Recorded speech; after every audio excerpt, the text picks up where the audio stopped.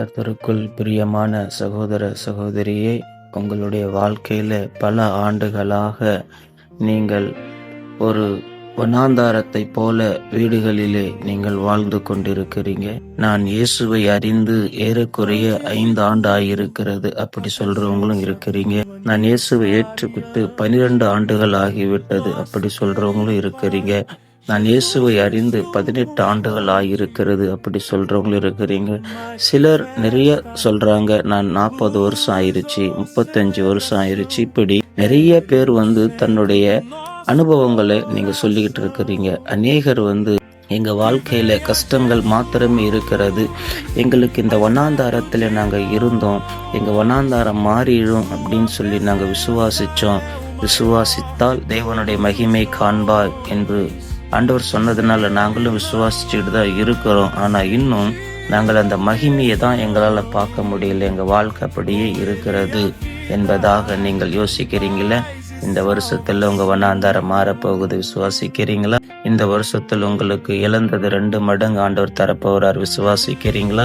இந்த ஆண்டில் உங்க குடும்பம் செழிக்க போகுது, உங்களுடைய வாழ்க்கையில் எல்லாமே நன்மைக்கு ஏதுவாக இயேசு செய்ய போகிறார். அவர் ஒரு காரியம் சொல்லி இருக்கிறார் வேதத்திலிருந்து. அப்போஸ்தலர் புஸ்தகத்தில் 13ஆம் அதிகாரத்தில் அவர் 18வது வசனத்துல சொல்றார், 40 வருஷமாய் வனாந்தாரத்தில் அவர்களை ஆதரித்து. 40 ஆண்டுகளாக இஸ்ரவேல் மக்களை வனாந்தாரத்தில் ஆதரிச்சு வழி நடத்திட்டு வந்திருக்கிறார். பல உபத்திரவங்கள் அவங்களுக்கு இருந்து. இப்ப நீங்க கொஞ்சம் யோசிச்சு பாருங்க, 40 ஆண்டுகள் இஸ்ரவேல் மக்கள் வனாந்தாரத்துல பாடுகளுக்கு மத்தியில் வந்ததுக்கு யாரு காரணம்? ஆண்டவர் காரணமா இல்லை. ஜனங்க தன்னைத்தானே வருத்திக்கிட்டு தேவனுக்கு விரோதமாக முறுமுறுக்கிறது, தேவனுக்கு விரோதமாக காரியங்களை நடப்பிக்கிறது, இப்படியெல்லாம் இருந்ததுனால தான் அவங்களுக்கு அந்த அத்தனை ஆண்டுகள் ஆயிருச்சு. உங்க வாழ்க்கையில நீங்க சந்தோஷமா இருக்க விரும்புறீங்க இல்லையா? அப்போ நீங்க உங்க வனாந்தாரம் மாறணும்னா நீங்க சந்தோஷமா இருக்கணும், நீங்க மகிழ்ச்சியா இருக்கணும். உங்க நம்பிக்கையில நீங்க தளர்ந்து போயிடக்கூடாது.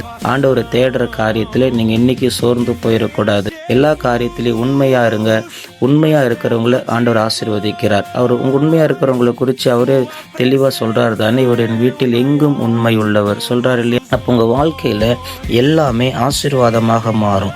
அப்போ உங்க வாழ்க்கையில் எல்லா காரியங்களும் மாறும் பொழுது ஆண்டவர் உங்களுக்கு சுதந்திரமான ஒரு ஆசீர்வாதத்தை கொடுக்கத்தான் இந்த பாடுகளுக்குள்ள உங்களை கொண்டு போயிருக்கிறார். அப்போ இந்த பாடுகளுக்குள்ள நீங்க போயிருக்கிறதுக்கு காரணமே நீங்க ஒரு சுதந்திரமான ஆசீர்வாதத்தை காணும்படி தான்.